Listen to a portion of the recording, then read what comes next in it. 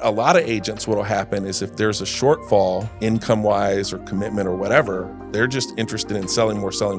I was always interested in, can I recruit to make up the difference? Because even though I'm riding an up and down roller coaster, if Bob's killing it, then we're killing it.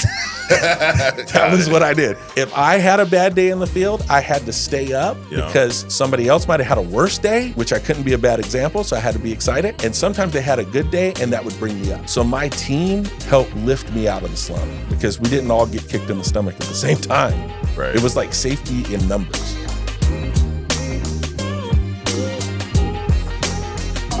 All right, welcome to True Talk. Got a special guest with me today here from the West Coast, Trey Honeycutt. What's up, Trey? Hi, good to see you. How you doing, Cesar? Same here, dude. I'm doing great, dude. How are you? I'm awesome. I love coming to Connecticut. It's like my second home. Even Really? though I only come here like once a year, I feel like it's home. Are you just like trying to butter me up, Trey? Because nobody loves coming to Connecticut. No, I love it. You know, I live in a desert town in California. And this, even though it's not desert, is a lot like the town where I live. So it's about the same distance from the airport. Yep. You know, I don't know. I dig it here. Well, I appreciate you coming over. We got annual convention in a few weeks, which I'm crazy excited about. So if you guys are not registered, get registered now. We are going to sell out. And that's not me trying to sell the event. We are definitely going to sell out. There's only a few hundred tickets left. And if you show up on site without a ticket, you may or may not get in. You may get put in the overflow room where you're watching on a big, I'm just being honest. So, right. But if you have a ticket now, you'll get in the big room. So get in. It's all $99. VIP sold out. Premier sold out. So unfortunately, those are gone. But this is, past 2 years, phenomenal events at Irving Convention Center. And we got one more this year. We're hoping next year we can, maybe move the stage back and add some more people in, but we're going to outgrow this place pretty soon. Yeah, no doubt. And you've been here, Trey, almost since day one. Almost. Well, I went to the first conference. You did. I was at the very first FFL convention in we had Atlanta. like 200 people there, maybe. Yeah, and that's actually what sold me so much on FFL, because out of that 200, what we recognized back then for personal production was 100. Right. And I swear, out of the 200, and it wasn't 200. It was 137 people with some spouses. Correct. Really. Yeah. Yeah, not 200 agents. You had the staff and then the people holding the cameras. Then it was maybe 200. But what was so remarkable was, 80 of them got recognized for writing a lot of insurance, more insurance than most IMOs still to this day. Absolutely. Their top producers write. So that's always been what FFL's been about to me, for sure. 100%. So I want to get into your story. You have an interesting, a fun story. There's plenty of ways to describe it, but I want to get into that for those of you that don't know Trey. Now, your background, let's go way back. Before insurance, what were you doing for work? What was your background? Well, originally, when I got out of high school, I joined the Marine Corps. So I was in the Marines. I fixed radios in the Marines. Okay. But really, I ended up just carrying the radio, honestly. You overseas at all? Or were you? No, I never was. I was actually in the reserve. So my schooling was over a year. Yeah. And then that was during 9/11. So I got activated during 9/11, but I stayed here. Got it. And then I got out. Okay. After that. So you come from a military family, or what made you join the Marines? The recruiter. They sold you. The recruiter was good. Yeah, I have a hard time saying no. Got it. So you were in the Marines for how long? 6 years. 6 years. And then when you got out, what'd you start doing? Well, since I was a reservist, I was working also, during that time. So I sold water softeners. Yeah. I sold Cutco cutlery. I worked for Culligan Water. I worked for Rainsoft. You sold anything, huh? I did a ton of in-home sales, which is why I thought I was going to kill it as a personal producer in insurance, because I used to sell water softeners. I'd sell like a $7,000 water softener. Yeah. And the reason why people would buy it, the lead source with that was they would mail in a slip that said if they wanted a free box of Tide. And then our marketers would call them and then get me in, and then I'd walk out with like a $7,000 sale. And that was, I was closing. I was so good back then. Yeah. And wait, what, excuse my ignorance, what is a water softener? Oh, okay. So a water softener is, it deionizes the water. Yeah. So it basically makes it feel slippery when you get out of the shower. Okay. You know when you go to those fancy hotels and you feel like you can never get the soap off? Yes. They have a water softener. Got it. So. And they install this device somewhere? Yeah. They install it in like the garage and hook it up it to your line, and it goes through the whole house. And, okay. So you go free box of Tide, you're out there selling them this water softener. Yep. What is that sales process like? Dude, it's 3 hours long. It's intense. Like you're testing the water. It's a whole stage production. Like I thought I had all this in-home sales experience because of that, because I did really good at that, actually. That's the only other place I ever made any kind of money at all. Well, what was your best year doing that? Dude, I made $90,000 one year, and I thought I was rich. And we're talking, 10 plus years ago? Oh, man, that would have been, shoot, what year was that? That would have been 2000. Let's see. I got married in 2004, so it would have been like 2002. Okay, so over 20 years ago. Yeah. So it's all about like 90,000 then versus now is a lot different, right? That's a good point. So at the time, I mean, you making good money, right? How old were you, roughly? Man, I was 20. I guess I was like 25 or something. So 25 years old, 90K a year, 20 years ago, not a bad program. Yep. How long did you do that for? Like a year. Okay. Where did you go after that? Oh, man, what did I do? So after that, I worked at a TV station for a while. That was just a different kind of job. Yeah. I did a lot of multi-level marketing. So I sold prepaid legal for years. I did that for a long time. Yeah. I never really made any money at that. My best year at that was like $40,000. Wow. Shoot. So and then selling whatever you could pretty much. Right. And then you did the knives too. And I did the knives. Okay. Oh, well, that's the first job I had out of high school. Really? So I sold Cutco. And that's back when you sold Cutco, you had to go in home, you got referrals. Yeah. I see you, I get 10 of your friends, I call them, I go see them. And that was awesome. That was actually like if insurance didn't work out in my mind, I was going to go back and do that because that was the most fun I'd ever had. Really? Did you make any money doing it? No, not really. I worked my way up to a good commission level though, where I made like 50% commission. So if I sold like $1,000 set, I get $500. Got it. Which you rarely. We bought one Cutco knife. One of my wife's friend's daughters was doing it for a little. I'm like, whatever. And it's actually a nice knife, too. I'm not going to lie. It's a good knife. Right. I'm sure it probably costs like $100 for one knife. I'm probably way overpaid. But it gets the job done, dude, you know? Yeah, they're great knives. So you're messing around all these different sales, multi-level marketing. Did you do that up until you got into insurance? No, right before I got into insurance. So I was heavy, like I am now. Yeah. And I lost like 100 pounds. Right before you got it? Well, no, this was like 2007. Okay. And then I became a trainer at the gym. So I actually worked at the gym up until I got into insurance. And the thing just doing personal training? Just doing personal training. And, I have an addictive personality. Like when I quit the gym, I quit the gym. Okay, this is what happened. You're dedicated. But I was dedicated, right. But what happened was, this is actually how I got introduced to the insurance profession. There was a girl at the gym that I worked with. Her name was Kim. Okay. I won't say her last name. And she's great. Yeah. She's probably going to see the podcast, but she's great. She was my only friend at the gym. She worked there doing the same thing as you? Yes. Yeah. She was a personal trainer. Well, she got started with another IMO. Okay. And just totally lied about how much money she made. But she was convincing. And I was like, hey, this sounds good. And I knew she lied about everything. So I was okay with it. Yeah. And I was like, somebody's doing well. Right. So that's how I ended up in a meeting and learning about, selling life insurance and mortgage protection and all this. And that was way back in 2008. Okay.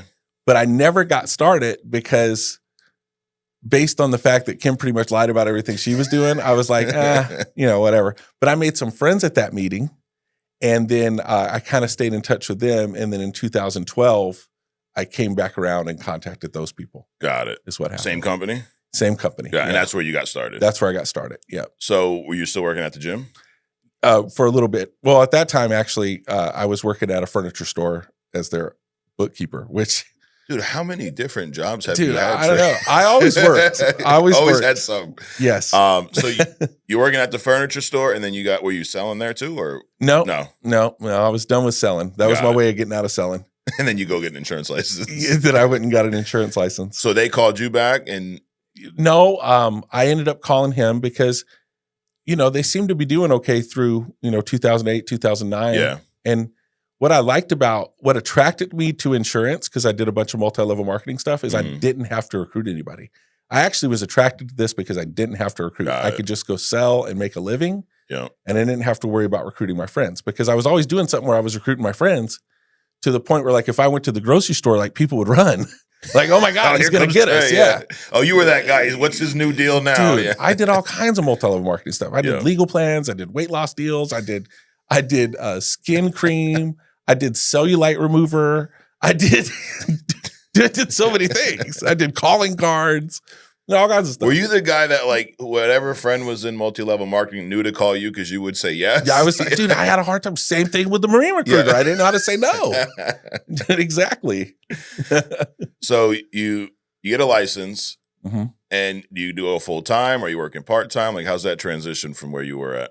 Initially, when I came back around in 2012, so I actually got licensed in 2008, but I never did anything. So I let my license go. Then I get relicensed because I stayed in contact with the one people that Kim introduced me to. Yeah. And I got my license again. I started out part-time because I was still working at the furniture store because it's where my mom worked and she had gotten sick. She had cancer. Got it. So I was basically picking up my mom's slack at that job. It's really what was going on because she basically went on disability. Got it. So then I just started doing insurance part-time. And the first meeting I went to at that company, Andrew Taylor happened to work at that company. Okay. So that was his last meeting before he went to FFL. Got it. So this is how I met Andrew. So I go into the meeting and, we used to do these things where we do these all day things. Oh, yeah. It was like from 9 to like 10 at night. Yes. Yep. And then you had like a late night thing that you had to go to. Owl after the night owl. Right. And then go sleep for 3 hours and be back here at 7:30 or you're fired. Yes. So that was like my first meeting. So I'm here all day. I go to the dinner with everybody. And then Andrew was like, he knew he was leaving, which is hilarious. Yeah. So what he said was, he goes, look, he didn't tell us he was leaving. He didn't tell anybody he was going anywhere. Right. But he said, you know what would be funny? We're like, what would be funny? He goes, if we filled out these little slips and put them in the suggestion box, just saying all the stuff we don't like about the meetings because they're too long and we want to get them to change it. And if everybody pitches in, they might actually change something. So there's like 50 people and we're all like, the meetings suck. You shouldn't let so-and-so talk. This takes too long. We don't need to know that. Way too much information on underwriting. That's hysterical. It was hilarious. And then he leaves the next day after he makes his stuff in the suggestion box.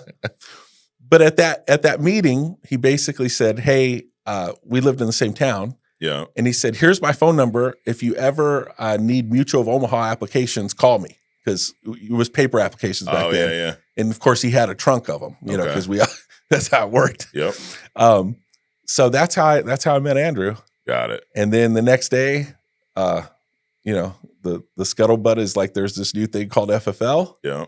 And I was still at that place and I stayed there for about 8 months. How were those 8 months? You make any money? Dude, I kind of did. I sold 20K 1 month. That was cool. Okay. But dude, it was so hard because I was the guy that was having to compete with the FFL guys. Because what was happening was all we had back then was direct mail. Right. And you would mail people that just got a new mortgage or refinanced, and everybody would mail those people. So they'd fill out a bunch of them. So when I'd go see these people, a lot of times the FFL guy was already there. And if the FFL guy sold it, I couldn't replace what they had. Right. Because they had this America with cashback, which was amazing. Yeah. And then if I got there second, then if I got there first and sold it, then the FFL guys would replace my stuff. Yeah. And that's actually how I ended up calling Andrew. I basically called him and I said, dude, would you just stop replacing my stuff? Wait, so Andrew was out there replacing all your business? Because if I happened to beat him, he would just get there and he'd just replace what I wrote. And for anybody watching, replacement has to be approved by the carrier. America, they still to this day have amazing products.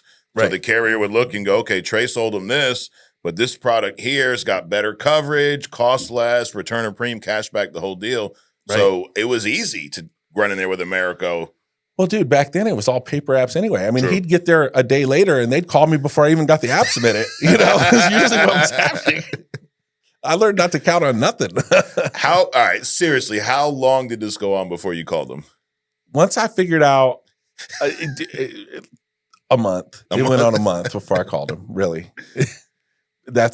And that was, thank God I did. There was some other stuff going on. The other thing that was going on was, at the other place, there was nobody that could actually teach me how to sell insurance. Okay. So I was just listening to the FFL training online because all the training was like unlocked. Like I could listen to it. So I was on every call. Which we did intentionally, by the way.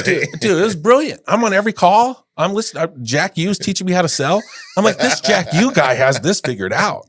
And dude, I started closing deals. In fact, my $20,000 a month was because of Jack. That is And I so couldn't attribute it to anybody else. Yeah. Because they didn't even know what to say. Like it was great. So you're at this other company. Andrew Taylor's here. You're using our training to learn how to sell. Yep. You're out there closing deals. Then Andrew's coming right behind you and replacing him. Yes. I mean, it wasn't funny at the time, I'm sure. But dude, and my question was, dude, if I join you, will you stop replacing my stuff? Yeah. And he Fair was question. like, yes. So then you joined. And so then I joined. So Yep. then I got started. And the best decision I ever made. When did you join us? Was it late in October 2014. Okay.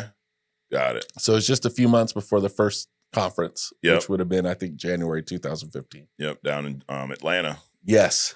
With a whole 140 people, maybe. Right.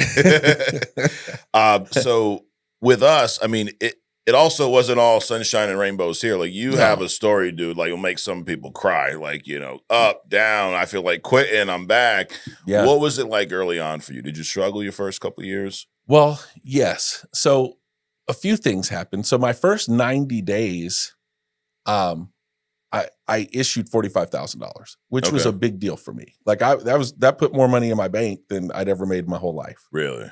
And I was like, and what was interesting about that was most of the people I saw told me no.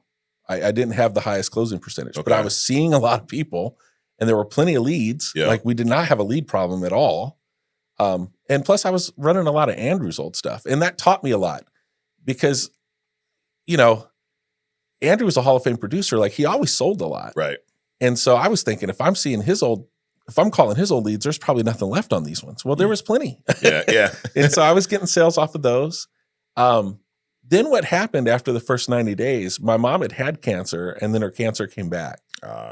And so the thing that endeared me to FFL more than anything else, and I always think about this, because what's going to happen a lot in this business is there's going to be things that are discouraging. Sure. There's going to be things that are outright are going to piss you off. There's going to be things you think aren't fair. Like everybody has a story. Everybody's going to have a story. But whenever I run into one of those challenges or things that, make me question things, I always think back to this. My mom's cancer came back. I didn't do hardly anything that 2015. I sold 70 the whole year. Okay. Personal, with no team. I didn't even have any interest in recruiting. And Andrew didn't treat me any different. He didn't treat me any different than the guy that sold 45 in 3 months or the guy that sold 70 for the whole year. Yeah. And two reasons. First of all, he's a good guy. Right. But second of all, he sold enough that he didn't have to care. Like the best thing he ever did was just not need me. Yeah. And it created this dynamic between us where when he tried to help, I always knew it came from a good place because he didn't need the commission. Mm-hmm. So when you hear these trainings and people go, hey, you should stay in the field until your team's doing X amount, dude, that's actually really, really good advice because nobody gets confused about what your motives are. Right. His motives were always for me. It wasn't for him. And my mother ended up passing away. And that was in 2016. It was in October 2016. And maybe it was October 2015. Actually, it was October 2015. Geez. So literally 1 year in. And so he basically called me up and he said, hey, because I was just in my house depressed. My mom died of cancer. My dad had died of cancer. I'm an only child. Yeah. And dude, he was just like, hey, if I give you a job, will you show up? And I'm like, yeah, I'll show up. And it was just to get me out of my house. He didn't even know what he was going to have me do. Yeah. He just want to help you out. He was just really trying to help me out. Yeah. And so I never forgot that. And so I showed up. I was his recruiter. That's what it ended up being. And, what was that like? Because at that point, you weren't really recruiting for yourself yet, right? Mm-mm. So it was recruiting really new to you. Well, I had all that MLM experience. True. And there was, I learned a lot in there. Yeah. I learned the biggest waste of time is spending your time with the wrong people. Yeah. So I learned if I was going to offend people to offend them early and get rid of them. Got it. And that's really valuable in this business. Because Absolutely. if you just string people along that are just going to end up quitting and roll you debt and cause you problems, like it hurts everybody. Mhm. So and there's red flags there. Yes. I think we ignore them, right? I call it the honeymoon phase. It's like when you first Right. start dating your wife, whatever your situation, nothing bothers you, right? And 4 years later, you're like, you know what? And it's both ways. When Trey does this, it pisses me off. And Right. we do it with agents. Everything's fine. Like, Dude, you know how he can't answer questions. You know how you can never get a hold of him. You know how he's unreliable. You know how he doesn't listen to anything you say. Those are red flags. Like, address them now. Don't wait 5 years from now, because now you're gonna have a problem agent on your hand. Dude, amen. Yeah, and it was good because Andrew always set a good example. The way he worked with agents was a good example for me to see it. And what happened with us, we had a unique dynamic because, and I tell people this too, like if you're watching this and you're trying to build an agency, Andrew Taylor had been in the business, the insurance business, for 7 years at that point. His team, after 7 years, before I became his recruiter, was doing $180,000 a month after 7 years in the insurance business. Now he hired me. You know, Trey came to save the day. I can't take all the credit. I mean, I played a part, but you know, we almost had this mom and dad approach. Yeah. Like, you know, if people got mad at him, they'd come to me and I'd be like, your dad just loves you. He just wants what's best for you. Right. And then they get mad at me and then they go to him and he's like, well, he just tried to help. He wants to. And so we had a really good dynamic going and I learned a lot. So I basically stayed there as his employee. 2000, I went back almost 2 years. I stayed there almost 2 years as an employee. And then I went back full time in 2018. Got it. When you were working in his office as an employee, were you selling on the side too? Yeah. Yeah. Okay. So the first year, just selling on the weekends, I issued 118,000, and that was just basically working Saturdays and every other Sunday afternoon. Yeah. And then the next year I got better. I did 180 personal. And then he took me to lunch and he was like, hey, this isn't fair. You need to go do this on your own. Because, you know, and I was like, are you breaking up with me? It's over. He was like, yes. I go, can I keep the office? He's like, yeah. So he let me keep my spot in the office, but then I was just doing it on my own. And dude, I had a daily routine. I knew what I was doing. I knew how to sell on the side. I just kept doing that. And then we built it from there. Now, at that time when you were working in his office, were you building a team for yourself too, or are you just purely recruiting for Andrew? No, not really. Got it. I'd had some people that had left. Some of those came back at that time. So it was actually a good time for me to get back into it. But yeah. And I think that role is such an important role. Like I think back, I hear your story and it reminds me a little bit of me and Sean. Like I started as an agent.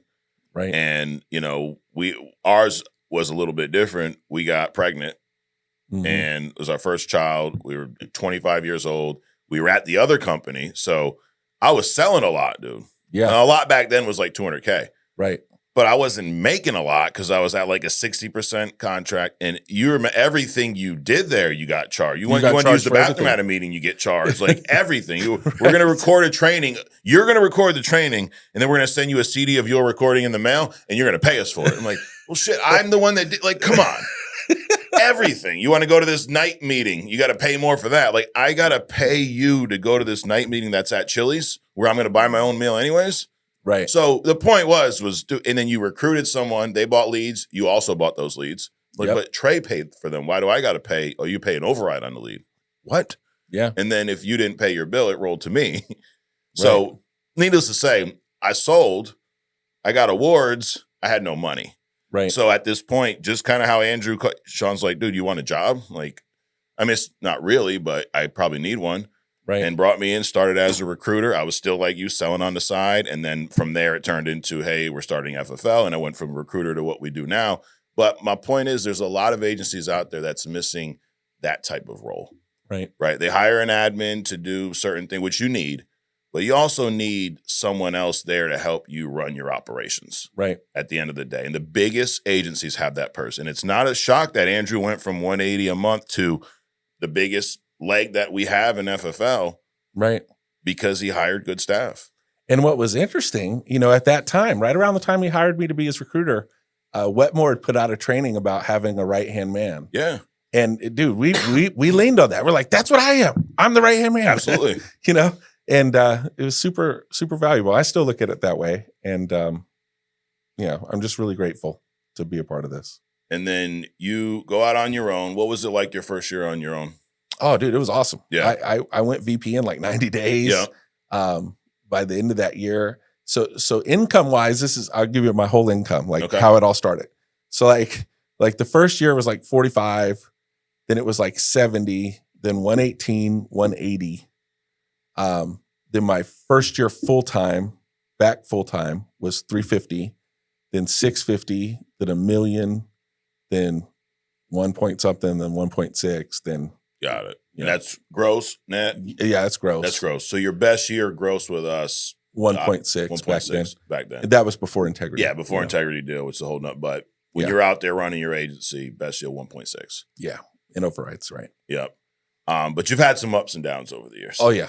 It's funny. We have a podcast we did a few years ago. I think we called it like "Why I Quit FFL" or something. And it's like people think it's a joke, but you were like every other week ready to quit. Oh yeah. Talk to me about that. When was that, and what would cause you to, I guess, have these swings? Well, I think like that was the whole time, really. And I kind of developed this reputation where people think I'm like over emotional. And I'm not. I'm not over emotional, and I'm not bipolar. But what I did realize early on was like some people, they don't want to plug into stuff. They don't want to get on the calls. They don't want to go to the meetings. They just want to work. They think they don't need the rah-rah. Right. I was very aware that I need the rah-rah. Like that is a big part of how it works. And so what would happen is this whole thing was a lifeline the whole time, because I'd dial on Monday to go set my appointments. I'd be all excited because I got a bunch of appointments set on Tuesday. The first 6 didn't show up. Yeah. I'm stress eating in the parking lot of Chick-fil-A, like, which is the whole transition from personal trainer to insurance agent. Just because it's chicken doesn't mean it's good. Right. And then, by Wednesday night, I was ready to quit. Yeah. And Thursday, I'd go back. All right, I'm just going to go. I'm not going to quit. I'm going to go dial. I'd book a bunch of appointments. I was excited. 2 would cancel that night before Friday morning. And Friday morning, I'd get on the Next Level Live and I'd listen. And I was like, yes, FFL for life. I'm back in. And it was just this roller coaster the whole time. And I had to learn to level that out. Yeah. And the influence of Andrew played a big role, because Andrew never gets too high and never gets too low. He's one of the hardest people to read. He's right here all the time. All the time. And I needed that. Yeah. I don't think I would have thrived, which is interesting. It's why Andrew has so many high producing teams. Yeah. Because you can't complain to him. I mean, you can't. He doesn't have room. Like you think it's going to turn into like, I'm going to tell him what I think. And then you tell him and he goes, all right, dude, sweet. And then he gets off the phone and then it's over. Like he doesn't add to anything. You're like, all right, I guess that's over. But I had to learn to mitigate those ups and downs. And that definitely took time. Yeah. You recruit a bunch of people, they quit, you make sales, you get chargebacks. It's a lot of ups and downs. And you've also had a lot of experience with that type of stuff, right? Like that. I think that's probably one of the biggest differences with you and Andrew. Andrew was, bagging groceries, insurance. This is all he knows from a sales, but you've seen the bad, you've seen the ups and downs. So as much as you're probably like listening to him, but also you got experience of how bad it can be. Right. I knew how to maintain a good attitude. Yeah. It didn't mean it didn't hurt, but I can maintain a good attitude. And I always think that. I think what happens is, people say, what's the one thing that's going to cause somebody, in your experience, do you think that they need to have to be successful? And a lot of times, like I've heard Sean answer it, and he says the one thing's accountability. Mm-hmm. And then I've heard Andrew answer it, and he'll say gratitude. And then a lot of people say work ethic. And I just think it's having a glass half full attitude most of the time. Yeah. Because if you have that, even if you're lazy, you can learn to work hard. Right. If you have a good attitude and you're not accountable, which is hard to find somebody with a good attitude that's not accountable, but if you did have it, you could learn to be accountable. Sure. But if you have a bad attitude about everything and everything's against you and everything's automatically not going to work out, and if you had any luck, it'd be bad luck. It doesn't work, because there's too many things that could go wrong to make you think like everything's pit against you. Mm-hmm. Sometimes. Yeah. So, I mean, the first thing I learned from Sean in this business is the attitude and activity. And I think that's not just in this business, that's life in general, right? Whatever you're doing, whether you're in another sales business, whether you're a corporate guy, but it's your work ethic and your mindset. Mm-hmm. They'll make sports. All my kids play sports. Right. I'm no expert on any sport, but I can help them here. And that's all I talk to them about, how hard you work, what's your attitude like before you get on that court. Right. Don't go out there and go, we're probably going to get our asses kicked today. Because if you say that, you're definitely going to get your asses kicked. Amen. I was telling my son yesterday because he was mad and he's struggling with this. He's talented as hell, but he's struggling with this. And he's like, yeah, I missed like 7 threes today. I'm like, okay. And what did you say after you missed them? You got frustrated. How about next time you miss one, just go tell yourself, I got the next one. Yeah. And if you miss that one, say, I got the next one. But Right. if you approach it like you're going to miss every shot, if you approach it like we're going to get our asses kicked, you're going to. Yep. I don't care how hard you work. And no, that's the 2 things that you have control over. Everything else you don't. Right. You don't have control over Andrew coming in, replacing your business. You don't have control over the carrier saying no, the client being unhealthy, the wife not being there, whatever the case may be. Right. But you have control over this and your work ethic. Yep. And you got to maintain both. And if one of those is slacking, you're going to struggle. Indeed. And, over the years, there's been a lot of changes outside of our control. Absolutely. Back then it was one lead type and we did in-home. And then look at all the things we've gone through. And now everybody does telesales, Dude, when you joined us, what did we have? 2 or 3 carriers, maybe? Yeah, well, we started out with that and then we only had Americo. That's right.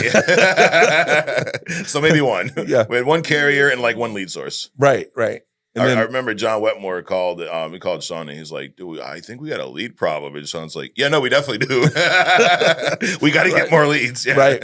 The mail house burned down. Remember that? That is, dude, what the heck? That's not to be like those, we walked up this, school, both snow, both ways, all that shit. But there were some times we came to the office. It was Monday morning. I remember it was in office. The Plainfield office. I remember the office. There. Yeah. We get there. There's like 3 or 4 of us working instead. We're all doing everything. We're recruiting, training, the lead department. It was all like 3 of us on some folding tables.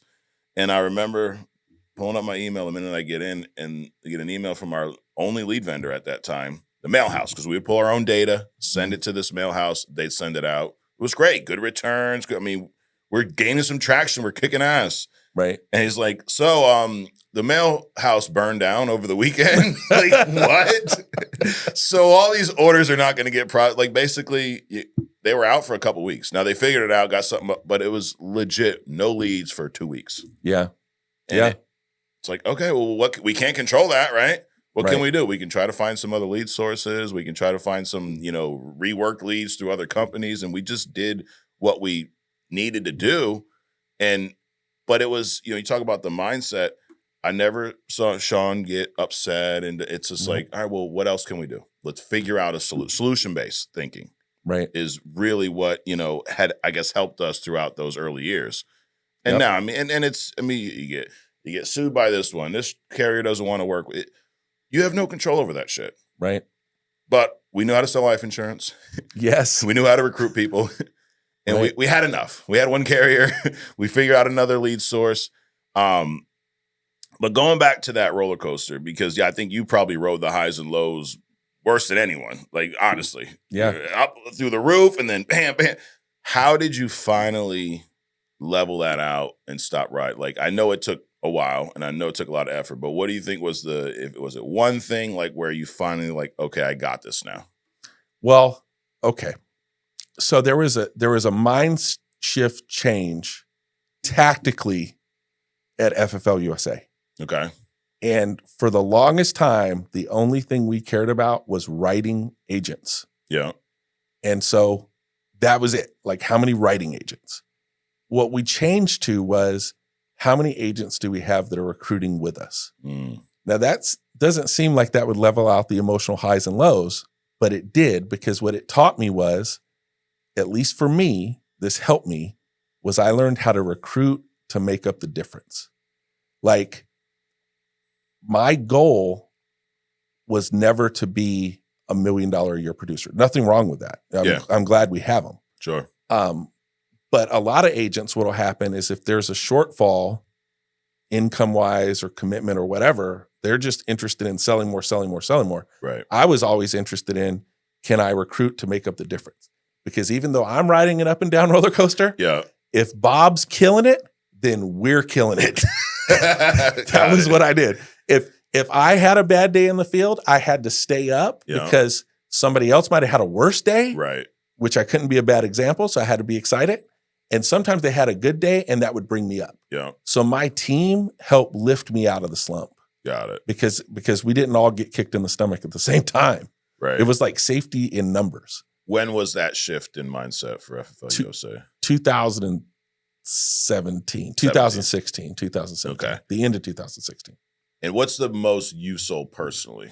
In a month, 40,000. 40,000. What about a year? 210, something like that. And I bring that up because, we always talk about these big, $1 million producer, 400K. That's awesome. But you sold enough. You didn't sell 400, 500K, but you were also able to build a big business doing that. I think some people think like, I have to do $1 million. Hey, it's great. You just have to be able to sell and have to be able to help people. Exactly. Yeah. You don't need to have, everyone doesn't need to sell 100K a month. Right. Great if you do. So obviously everybody's financial needs are different, but you were able to build a business that, you're a 6-time agency Hall of Fame member. Am I really? Yes. Wow, that's amazing. It is amazing. Okay. And I'd love to look at the numbers, see how many 6-time Hall of Fame members do we have agency-wise that haven't hit it personally. Okay. I bet I'll ask Ed to pull the numbers, but 6 years in a row, you hit it again this year. 2020 was the first year you hit it. Actually, I got your numbers right here. I only know one other that has hit it personally, I think. I don't know that you might be the only one, Troy. No, there's one other. Who? I don't want to say it. Oh, okay. All right. There's one other. So 2020. He has a way bigger agency than me, by the way. But yours is growing, though. Yeah. And what we're going to talk about, you're going to be on the next level. We're going to talk more about the profitability because that's key, too. Like, numbers are one thing. Right. But how much money are you actually keeping, right? Right. And you learn that once you do a deal with integrity, they're like, hey, your numbers that's fine, but what is the bottom line? Because it's a business at the end of the day, right? Yeah, exactly. But 2020, first time you hit it, just over 10, you're 10.8. Then the year after that, 21, you went from 10.8 to 33 million. And you've been in that, 27 to 30 something million range for the next few years. But now that was during the pandemic. Right. I'm assuming, we all grew like crazy then. So, yeah. But what was key? Like, how did you build this business from, like you said, VP back in, what was that, 2015, 16? 2017. 2017. 18, yeah. So VP in 2017, which is 150 a month. Right. To a 10 million to a $33 million agency. Let's talk about that beginning part. How did you get it that big? A few things. I learned early on that it's really easy to be reactive and get bogged down with a bunch of tasks. Mm-hmm. So I had to prioritize people over tasks because it's a lot easier to avoid problems and conflict and difficult conversations and all the things that everybody else is dealing with and just go off your checklist and be like, I have all these tasks to do. Like busy work. That's what my mind wants to do. Yeah. Which there's a whole bunch of stuff that needs to get done. Sure. But I just elevated working with the people over anything else. Yeah. And I elevated having the relationships with the agents and prioritizing that over anything else. Got it. And not micromanaging. I don't micromanage, but we used to say you go to the meetings because sometimes you need the meeting or sometimes the meeting needs you because you're killing it, but sometimes you need the meeting. And for me, that's the way it was with being engaged with the agency. Sometimes good news in the agency is the best thing to keep you going. Sure. So I just try to stay close to the people that are killing it right now, that are excited, new people, focused on new people's warm market. And I can tell you, and I made a habit of doing this, but even if you look at every leaderboard in the company, it's all filled with warm market people. Right. That is the foundation of how to do it. Yeah. And those are the people you enjoy working with the most anyway. Right. So I made it a habit of staying close to the new people that are getting started and focusing on the fundamentals consistently. Got it. That's the biggest thing. And you've been at our conventions every year. Yeah. Since you've been here. How important is that? Would you be sitting in this chair today if you missed the convention? No.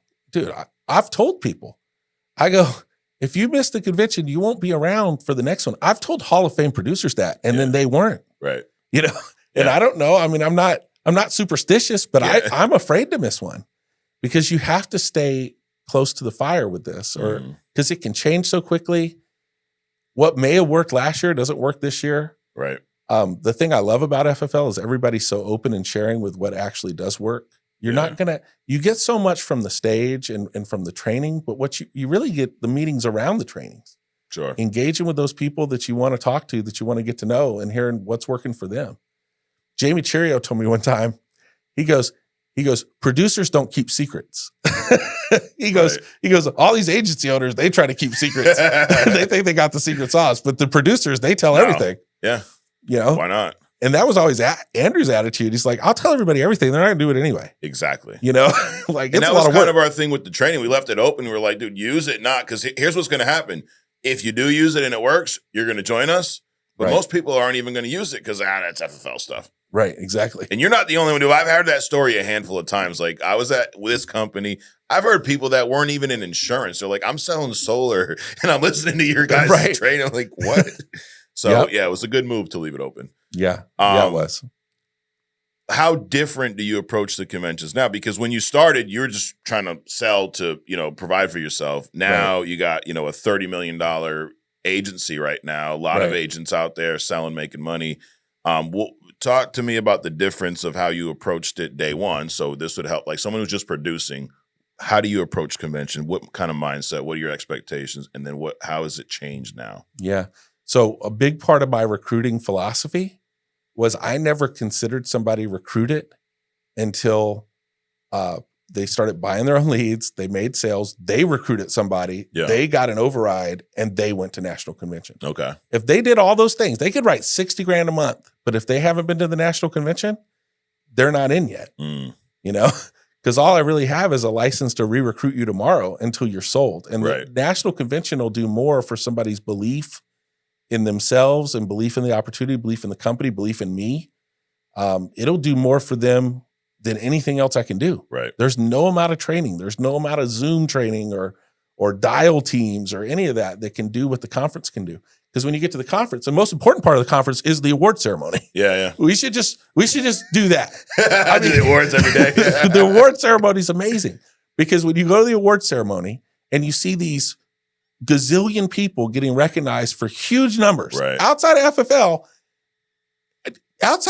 there might be one company that has 30 people that does 200. I'm being real with that. Yeah. And so when you see like the countless stream of people getting recognized for this enormous amount of volume, it does something. You say to yourself, if they can do it, I can do it. Yeah. And I believe the one thing, okay, so Grady Polson. There was a time that me and Grady Polson were really close together. And Grady Polson got 180 people to the conference, and I got 60. And I swear. What happened that next year? That was the difference. Yeah. Grady's 5-6 times bigger than I am. And so if you want to build a big team, your goal is to get as many people to conference as possible. It starts with 100 people. If you get 100 people to conference, you can get financially free. Absolutely. 100%. I say it all the time here. Your business next year, this year, your growth or lack thereof will be contingent upon how many agents you get to this event. Right. It's a cheat code. It speeds it up. To your point, that training that gets done in those 4 days, you can't replicate that throughout the year. Right. You're not going to. You're going to stunt your agent's growth by not getting them there. And the thing is, it's because of the barrier of entry. All we got to do is get an insurance license and get some leads. If you spend $1 million on a franchise and they said, hey, the top franchise owners are going to be in Dallas training for 4 days on how to be the most profitable franchise owner in our industry. If you spend $1 million, there's no way. Right. There's no way you'd miss. Absolutely. People could die in your family and you'd still go. Correct. Because you have $1 million on the line. Yep. But if people would treat this with that same intensity and urgency, and it's also a mindset thing. Some people go because they think they've already heard it all and they know it all. Yes. And if you ever get to the point where you think you knew it all, you might as well just quit. It's not going to work out. I mean, you've been here for over almost 10 years now? Yeah.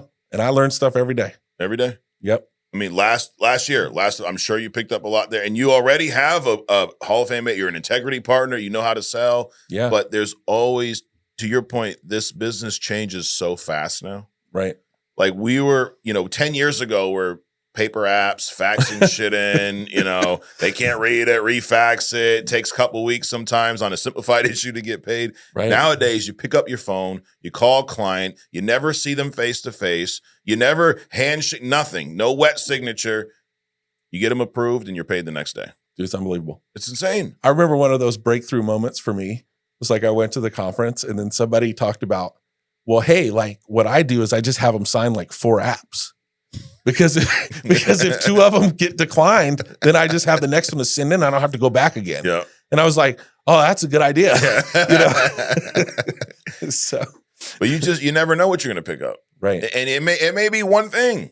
Right. You may sit there maybe you're going to be motivated, you're going to be excited, you're going to meet people. It may be one thing that you take away, something someone said on stage about what they're doing with their agency, what they're doing, and could change your business like that. Yep. Because to your point, how many high producing agents, like it's hard. Every year we go through this struggle. I'm a big fan of keeping the award ceremony, the entry point where it is. What's it, 200,000? I think we start recognizing people. Yeah. The problem is, Trey, you can't take 3 days to recognize people. you can, but dude, 200,000. To your point, it may not be a lot here, but it's still a lot of insurance. Right. You're making, even if you're on the lowest count possible that we give out here, you're making 150, 180 grand. Right. We call it 150 chargebacks, advance. But so how do I not recognize someone that made $150,000 last year just selling life insurance? Right. Now there's probably 1,000 of them. So it's going to take some time. We figured out ways to make it more efficient, but I don't want to raise it because that is still an accomplishment. Yeah. No doubt. And dude, it's a huge belief builder. Absolutely. I think sometimes we get too jaded with the whole some people tell me they don't want to recruit because they haven't issued 50 grand. And dude, it's harder to recruit when you make 100 grand a month than it is when you just start out. Yeah. Which is hard to explain to people. But when you start actually making money, everybody's like, I'll wait till I'm making money before I recruit my friends. They won't get started. They won't believe it. They'll be like, you got in first. Mm-hmm. You were lucky. Of course it worked for you. The timing's bad for me. Right. You could sell ice to an Eskimo. I definitely couldn't do it. You must be selling drugs. Like that's what everybody thinks. Yeah. But when you get started, when you're brand new and you're like, hey, like I went on Saturday, I made phone calls all day. I got my butt kicked, but I made $875 because I helped Mary. Yeah. Then people are like, you did what now? Dude, 100%. It's funny. Easton was here last week, and we were talking about that specifically. Like telling someone you made $900 off a sale, is a much better recruiting tool than going, "Hey, I made $4 million last year." Right. Because to you, the guy who's making 40 or 50K right now, that he can't even compute that. Like, no, nobody makes that kind of money. But if I go, "Hey, dude, I helped one client, and because of my commission, because of the cost of the policy, I was paid $750." And it took me about an hour. Yeah. Dude, it's still appealing. It's absolutely. It's always going to be appealing. That's amazing. Think about how much Uber people drive. Yeah. And they work. They work 15, 17-hour days. Dude, if you could just sit on the phone and call people that are interested in life insurance that amount of time and put the time in. Yeah. And, the fundamentals are still the fundamentals. Attitude and activity, that original Sean White training still works. Dude, it's so applicable to anything you do in life. Yep. If you were a personal trainer, you go to the gym. Those are the 2 most important things, right? Right. The activity. First of all, you got to get there. You got to put the work in. Right. And what's your mindset like going into it? Because your mind ain't right. You're not going to get to the gym in the first place. Exactly. Yeah. It's those 2. Obviously, there's other things, your regimen, your days off, your diet, all this good stuff. Yeah. But even with that. It matters when you go to the kitchen too. Oh, yeah. Attitude, activity there, right? Hey, too much activity in the kitchen will screw you up. Yes, it will. But having the right mindset, like, dude, I just put in, an hour at the gym. I've been there all week long. I really don't need to be in the kitchen eating 4 donuts. Right. It's a mindset thing. Yeah, that's true. And it's all this. Okay, instead of eating that, I'll eat this. Right. But anything you do, I don't care if you're trying to learn how to play the damn piano. Attitude, activity. It applies to everything you do in life. Amen. And specifically what we do here. Those are the only 2 things you have control over. Yeah. And the ones that master that are the guys you're talking about that you see, walk across stage, get an award after award. Sometimes I'm like, dude, you've been up here 5 times. Like, seriously? But it makes okay, you are the top agency and the top producer and you did grow. Like, here you go, dude, take your awards. Yeah, that's right. Looking back, you've been with us a long time. You've had a lot of ups and downs. Do you remember, like, if I said, hey, what was your worst day, worst week here? What was your best day, best week here? What comes to mind? Oh, that's a good question. You know, I think the best day actually was recently. So I had an agent that went through a ton of ups and downs personally in the business. And this is probably my best day, because one of the things that'll mess people up in this is listening to other people that they quit or they gave up or it's not working for them. And the best thing they can do to make them feel themselves better about themselves is to convince you it's a bad idea too. Right. So misery loves company. Yep. And this is the way it works. So when it's not working for somebody, to justify their failure, they'll try to drag other people down. And this person got caught up in conversations like that for a little bit, and it messed her up for a second. And recently she told me, after going through a lot of ups and downs, she said, hey, the first week of January, I made $10,000. And I thought about that, and I thought about that journey that this person went through. And I was like, dude, this is the best thing ever. Yeah. You know, like, and it wasn't even about me. It was really just about somebody else and watching them get through it. Because once you learn that, not to allow other people's opinions to sway you, and how to separate yourself from people that are just going to complain about it anyway. Yeah. Dude, it's a game changer. Absolutely. And once you overcome a big obstacle, then nothing can hold you back. Right. You know? And it is hard to explain that feeling. Like, it's one thing for you to go out and make money. It feels great, right? Help your family, get paid. But someone like that, an agent that you're working with, watching them go through it feels better. Right. Dude, I haven't sold in years. I'm not a producer. But I have people Easton called me 2 months ago, and he's like, dude, is there a problem with my bonus? I'm like, what do you mean? I think you guys pay me too much. And I'm like, it makes me feel good. Like, right. You're busting your ass. You deserve it. But he's like, and he's like, I want to make sure you didn't screw up and you're going to take it back. But I just got a bonus that's more than what most people make in a year. Yeah. And I'm like, I feel amazing that we have a place that's able to provide that for someone that's providing the result that he's doing. Because you're helping families, you're helping agents help families. I feel like we're doing a lot of good for a lot of people. Yeah, we are. But then when it comes back, in that form, financially for somebody else, it's amazing. Yep. No doubt. What about the worst time, Trey? The worst time, I don't know. I have a good sense of humor and a bad memory. I mean, that's really, I laugh it off and I forget about it. Yeah. But, which is key though. I know you're partly joking, but that is, you got to be able to move on quick. Yeah. So I try not to dwell. Yeah. But dude, I mean, all right. So it's true talk. All right. So people are going to quit in the business. Sure. And what happens is the good thing about this, our strength is our weakness. So we recruit and work with a lot of our friends. Mm-hmm. And that's also our weakness because there's a relationship there. And sometimes it's like, people move on. Mm-hmm. So, people stab you in the back. Like a lot of stuff happens, you know, people try to go do it. One of the things that happened to me early on was somebody was like, hey, we can get this comp over here. They got leads. Let's go do that. Yeah. And I made a decision and I was like, no. And it was more comp than what I had here. Believe it or not, it was a miracle from, the planets aligned, whatever. I'm sure that company's not in business anymore anyway. But I made a decision about that because I was like, look, like I don't want to be everything to everybody. And I don't have the system and environment anywhere else that I have here. Like I don't have Sean Mike's call that I can lead on once a week. Right. Because I would get on Sean Mike's call. The thing he was amazing at in the beginning, he's been amazing at it the whole time. But we never got complacent because it was like, that happened last week. What are we doing this week? Right. Like we just kept moving. I tell my wife, I go, if I'd have realized how much money we had, I don't know what I would have done. Like I was so busy, I didn't realize we even had money. Right. I was just focused on doing the thing. And so I think a lot of people get distracted about shiny things over here or an easier way. And sometimes you lose people. And that is the hardest part, is just losing people. Right. because they don't want to do insurance anymore or whatever. Because like it's not just, like working at a big corporation and, some employee leaves. It is, to your point, someone that you've probably built a relationship with, someone you've probably done a lot for, vice versa, Right. So it is. It's losing a relationship. It's not just an agent, but that's, I guess, the nature of the business. It is what it is. It is what it is. It's part of it. Yeah. Yep. Well, last thing, dude, before we wrap up, we got a agent of the week. So every week we recognize an agent of the week. A lot of these suggestions come from managers and whatnot. This individual, Andrew Smith, he issued $414,000 this year, or last year, 2025. So he's got some tips here for the new agents. He's with FFL First Class.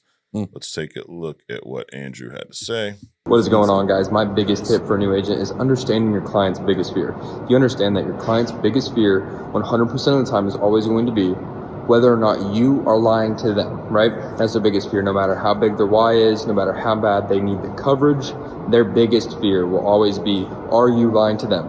So if you're super honest and do the best thing for them, you're always going to get the sale. That's so huge. And it sounds simple, right? Like, oh, just be honest. But let's be honest. In sales, there's a lot of dishonest people. Right. No doubt. I'm sure you run into clients that have dealt with an agent that has lied to the client, right? Like, Right. I mean, you can sell insurance for 2 days and that's going to happen. Right. My agent told me my policy was $1 million for $22 a month. And you realize, yeah, it's Whole an life. accidental. Yeah, whole life too. I'm like, is it accidental? No, it's not. It's accidental. And it ends in like 2 years. Right. And it happens. And it happens so often. But at the end of the day, if you can just be completely honest, be transparent with your clients. Yes, the ones that aren't going to keep a policy, sometimes they're going to say no right off the bat. Right. You can weed them, just like you talked about weeding out agents. You can weed out clients too. Right. If you're honest. Not every client's going to buy. If you're dishonest, you can get them all to buy. Then what happens? Yeah. Then you get a lot of Chargeback chargebacks. fest. Oh yeah. Right.